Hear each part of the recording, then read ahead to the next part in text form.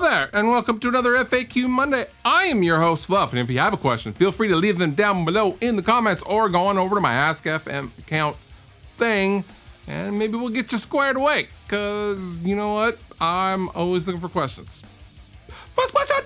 Ever play a plucked guitar? Yay or nay? I have indeed played a plucked guitar. Now, for those of you who don't know, a plucked machine is like it's like a $50,000 German-made machine that will perfectly fret level and dress the frets on a guitar. And I've seen some of these in person at the Sweetwater facility in Fort Wayne, Indiana. And basically you enter specific measurements for that specific guitar. You set it up and you basically set the neck up and you load the neck up as if it had some strings on it, but it doesn't obviously. And basically in playing position or with playing tension on it, you get the frets leveled within like a micron of each other. And what this allows you to do is get your strings really, really low, completely buzz free. And it is a very precision process, and it's become a selling point for a lot of guitar companies. What did I think about the plucked guitars? When done properly, a properly plucked guitar plays like no other guitar.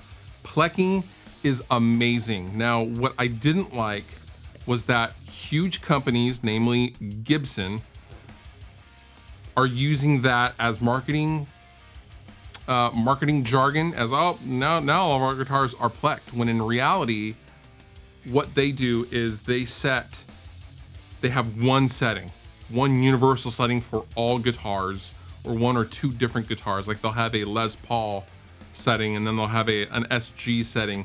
And mind you, Gibson has like 20 of these machines. They just run all the guitars through using the same settings, and that is not correct. And what that results in is some guitars playing like absolute garbage. And I remember hearing about a conversation about 4 years ago or something that a Plek rep was overheard screaming at a Gibson rep, a very high up Gibson suit at a NAMM show that I was attending, about how they were ruining the Plek name. Probably even shouldn't be telling you that story, but I don't really care because Gibson's about to go bankrupt anyway, apparently. But big companies that are using plucking incorrectly give plucking a bad name, but plucking is an incredible process and the technology is absolutely incredible. And there's shops around in Seattle that are starting to do it. Mike Lowell starts to do it, although he charges an insane amount of money to do it, but he is doing it correctly. A lot of smaller shops do it correctly. So if you ever get a chance to get your guitar properly plucked, definitely do it. You have never ever played a guitar that plays as well as a plucked guitar. I see you're enjoying the Mesa JP2C. Have you ever had a chance to play an original 2C Plus? You know what? I actually have never played a Mesa Boogie Mark II-C Plus. I mean, they're pretty rare and insanely expensive. I was actually offered to buy one. I was contacted and wanted to know if I wanted to buy one recently, and I had to pass because I didn't have the $4,000 for it. But yes, the JP2C, I've been told by Mesa Boogie themselves that the Channel 2 of the John Petrucci head is the 2C Plus circuit legit. Minus like, I think it's missing a push-pull feature or something, but they've kind of dialed that to John's specs. But otherwise, Channel 2 on the JP2C is a Mesa Boogie Mark II-C Plus, which if that's true, I love that amp. I mean, it's the Master of Puppets amp, the original JP2C, or excuse me, oh, the original Mesa Boogie Mark II-C Plus is the Master of Puppets amp, most famously. So, I mean, it makes sense that I would like that amp, the JP amp. But it's one of my favorite amps I've ever played, and definitely my favorite amp I've ever used with Rest Propose. But I hope one day I can actually compare the two. It would be pretty cool to do some comparisons side by side with like an actual legit Mark II-C Plus. I don't know how I'd make that happen, but yeah, I'm gonna try to give it a go. Hey Fluff, when you're tracking bass tracks, do you use a compressor? And if so, what's your favorite compressor? Yes, when I track bass, I actually track the bass with a compressor on the DI going in. So the DI that I have in the project will have gone through a compressor. I use a compressor before I go into the DI box of that compressor. And my favorites are the MXR bass compressor and the Seymour Duncan studio bass. These are really, really nice compressors. And I like the fact that the MXR bass compressor has a reduction mode, or a reduction meter, excuse me.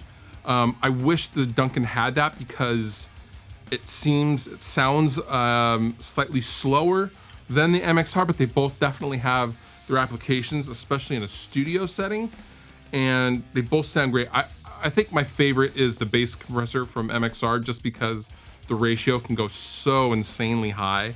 It's just such a brilliant pedal, and yeah, I just really like it. And there's no issue with going in, you know, going from the bass into the compressor, going into the DI, and then splitting the DI and going into the head and the interface. It's worked really well for me for quite a while now, and I like compressing in the hardware world, in the real world, and really just getting to see what it feels like when you're sitting there playing the bass and twiddling some knobs and then dialing that right away. So that's why I do it that way, but it's worked great, and definitely check out either one of these pedals if you are into getting a good bass tone. And now Fluff reads a tweet. I bet pilots silently judge each other's landings when they fly as a passenger.